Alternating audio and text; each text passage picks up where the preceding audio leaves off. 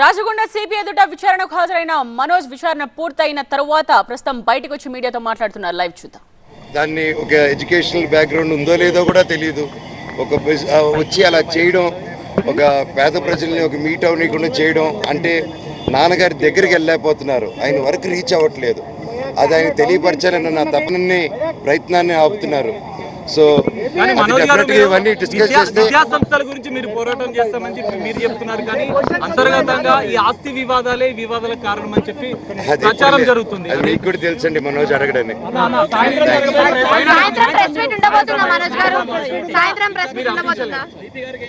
తప్పకుండా అండి, కాకపోతే క్రౌడ్ గ్యాదరింగ్ ఉండకూడదు అన్నారు కొద్ది రోజులు. సో అందుకోసమే నేను ఇది ఎలా చేద్దాం, ప్రెస్ మీట్ని ముందుకు రావడమా రిలీజ్ చేయడమా అనేది ఇంకొంచెం మా లోకల్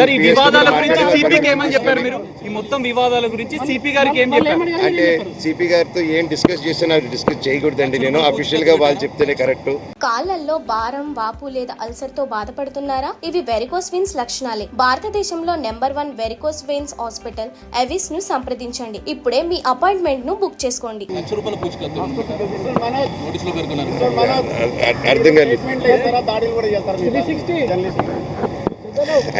మీరే తెలియదు.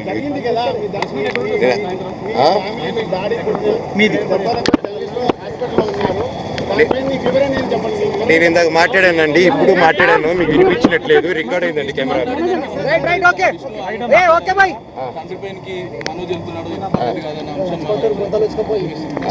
సీసీటీవీ ఎక్కడ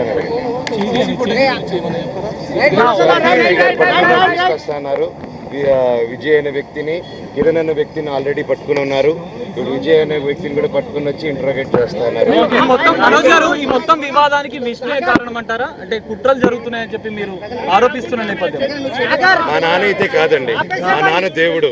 ఆయన ఈ రోజు ఏదైతే చూస్తున్నారు మీరు ఆయన అగ్రెషన్ కాదు.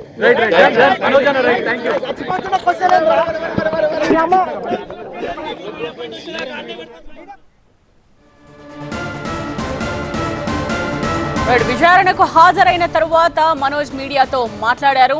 సో ఖచ్చితంగా సాల్వ్ చేసుకునేందుకు సిద్ధంగానే ఉన్నాం. ఇప్పుడు చూస్తున్నది మాత్రం మా నాన్న కాదు, మా నాన్న దేవుడు అని మరొకసారి ఆయన చెప్పారు. ఇంకా సిద్ధంగా ఉన్నాం మేము కూర్చొని మాట్లాడుకోవడానికి, కానీ అలాంటి పరిస్థితి లేదు. అండ్ అలాగే నా తల్లి ఆసుపత్రిలో ఉన్నారంటూ తప్పుడు ప్రచారం చేస్తున్నారు, అదేమీ నిజం కాదు అంటూ మనోజ్ చెప్తూ ఉన్నారు. ఇక మిగతా విషయాలు తర్వాత మాట్లాడతాను అంటూ ఆయన వెళ్లిపోయిన సందర్భాన్ని కూడా మనం చూస్తూ ఉన్నాం. మొత్తానికి రాచకొండ సిపి ఎదుట మనోజ్ అయితే విచారణకు హాజరయ్యారు. మరి విష్ణు ఎప్పుడు హాజరవుతారో చూడాల్సి ఉంది. హాజరవుతానని విష్ణు ఇంతకు ముందే చెప్పారు.